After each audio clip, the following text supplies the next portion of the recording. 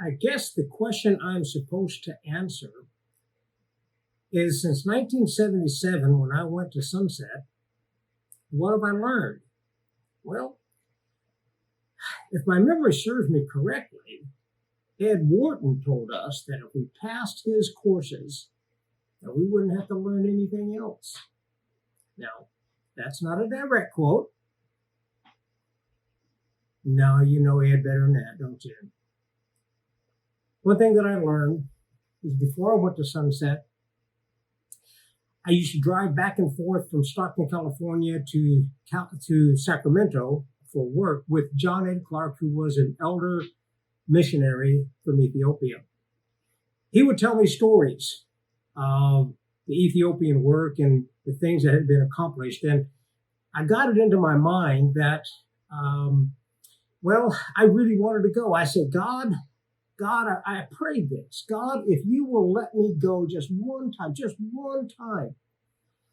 I'll be happy and you can take me home. And so then I went to Sunset. And I went to Sunset for the mere purpose of knowing their emphasis on two major things besides solid Bible school: missions and evangelism. You've probably heard the story, but I'll never forget the very first chapel that I attended at Sunset. Ted Kell was doing the announcements and doing the opening prayer.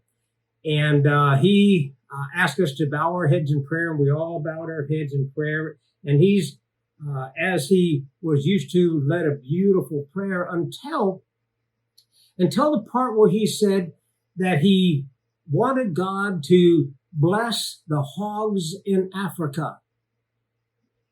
I've got to tell you that at that point, my head popped up, and I looked around, and several others also had heads had popped up, and we were, I'm evangelistic, and I came here to be evangelistic, but I'm not baptizing any hogs out there.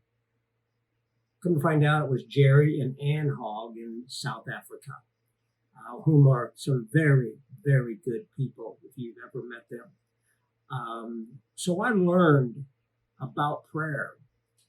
Paul said in the book of 1 Thessalonians chapter 5, pray without ceasing. In my prayers, I had never, ever imagined that I would wind up where I was. I had a very limited prayer life prior to going to Sunset, and I learned to pray. I learned to pray big time. I remember coming home from school that very first day after Ian Fair had put us through orientation. And then the next day, when we received all of our books, a stack that high, and the syllabuses that just were never ending. And I can remember coming home, sitting those books on my desk, looking at the syllabuses and wondering, are these people crazy? Human beings cannot do what they're asking us to do. These people are absolutely out of their ever-loving minds. And then I prayed. God, I traveled 1,700 miles to come here. I'm going to do my very best with prayer, with reliance upon God. We can do this. Concerning Ethiopia, I finally did get to go. In 1993, John Ed Clark called me and said, Joe, I need your help in Ethiopia. And so I went to Ethiopia and had a wonderful time, baptized hundreds, established several churches. On the way back, we're flying out of Frankfurt, Germany, going just about over the ice cap. Coming back down, we hit some turbulence that I've never experienced turbulence before. Now, I've been in some shaky planes in the past, but this 747 I thought was going to come apart. And one thing that I learned about prayer, you can modify your prayers. I thought, Lord, I remember my prayer that said that if if you send me to Ethiopia, that you can take me home. But I'll go again, and I'll work hard for you. Just don't let this plane crash. 25 trips later to Ethiopia, and I have been blessed with being the first preacher to go to the western part of Ethiopia, to go there to establish the church, to preach to the lost. Back in the day, there was no one out there. There was no churches. There was nothing.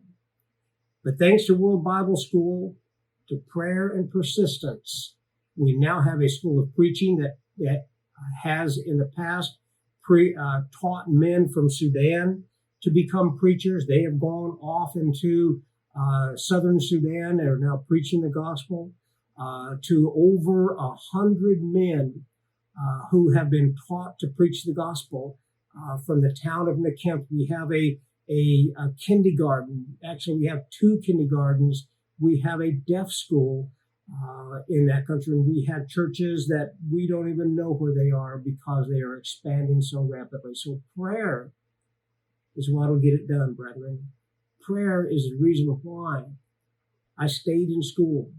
Prayer is the reason why God has so richly blessed me in the ministry.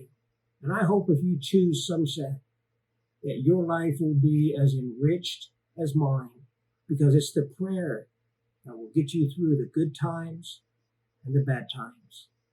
And if you've been preaching as long as I have, you'll have some bad times.